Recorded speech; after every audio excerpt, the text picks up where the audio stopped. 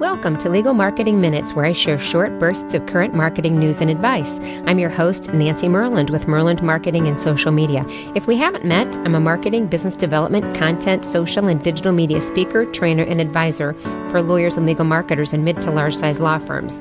Your time is valuable, so let's get started, okay? Well, we're going to have a little bit of a conversation about best lawyers and lawyers' rankings and the publications that are put out as a result of these rankings. And I say this because, and I have this in my hands, you might hear me flip a page or two as I look through this, but in my business journal, I got a copy of the 2018 Best Lawyers. It has a nice cover on the front of it, two lawyers, very professional, dark suits. I would expect no less. And then the article, as I open this very thin publication, is about those two lawyers. Oh, plus one more. We've added another one to the mix. And then as I go through this, I am struck by, and not that this is any different, than it has been in previous years, although I will admit to you, I don't spend a lot of time with this insert because of the following.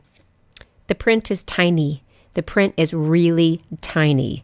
And if I'm looking in here, I'm looking because either I'm a legal marketing consultant, or I'm a lawyer who thinks or knows that I'm in here, and I just want to see my name, and I want to see that my competitors aren't here or are here. And so I might be looking at it because of that. So the print is really, really small. So we've managed to jam in to a small space as much copy and as many names as we can. And then as I go toward the back, wow, we're on page 12. The print appears to be getting even smaller. It's probably the same, but it just feels small because on page 12, there are no graphics. There is nothing graphic about it. We have a little ad here on page 13, and I'm not going to mention names. The reason I definitely didn't do this as a blog post is because I don't want to call out attorneys or firms by name. It's really not important right now. My message to you is this.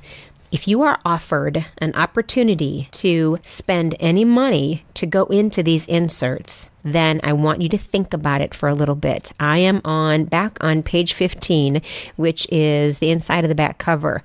And there is an ad for a very well-respected law firm here in town, and it is so small, and there is so much copy in it that I have no desire to even read it.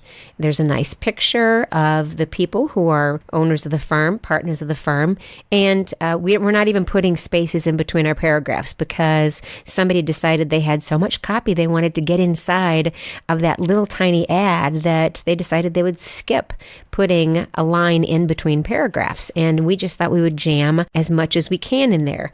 And here is my message to you. If you want to take advantage of these, if you want to brag about them to your lawyers, if you want to put on your websites and in your bios and in your conversation, however you can do it without being too self-laudatory, if you want to do that, and that's important to you, you go right ahead. I'm not here today to tell you not to do that.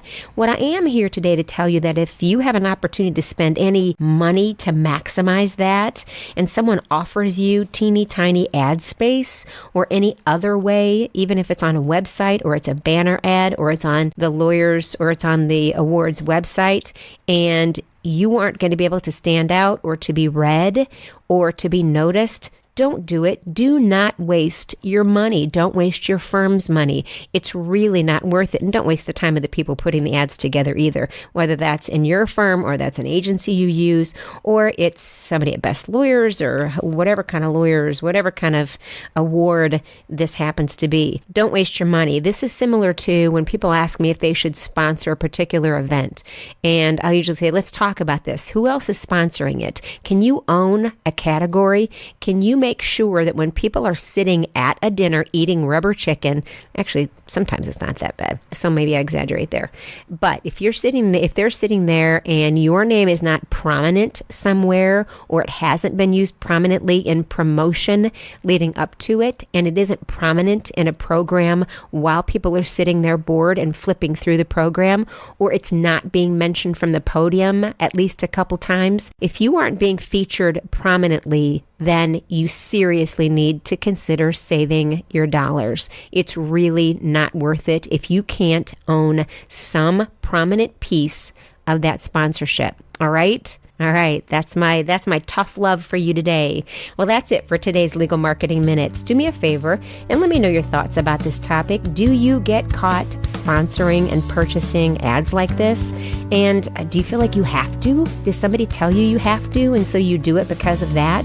Well, if you're listening on a platform where you can leave a comment, please do so, as I'd love to hear from you about this. If not, you can always find me on my blog at Myrland Marketing, which is MYRLAND marketing.com. Also, if you're connected to the legal profession, which I hope you are, I invite you to join my Facebook group where we discuss marketing, business development, content, social and digital media. And you can find that by going to Facebook and searching for Social Media for Lawyers and Legal Marketers with Nancy Myrland. And when you do that, just let me know that this is how you found out about the group. Well, thanks so much for spending a few legal marketing minutes with me. I know your time is valuable, so I appreciate you spending a few of them here with me, listening to me rant a bit about these opportunities and what you should or shouldn't do with them. Until next time, I'm Nancy Myrland. Take care.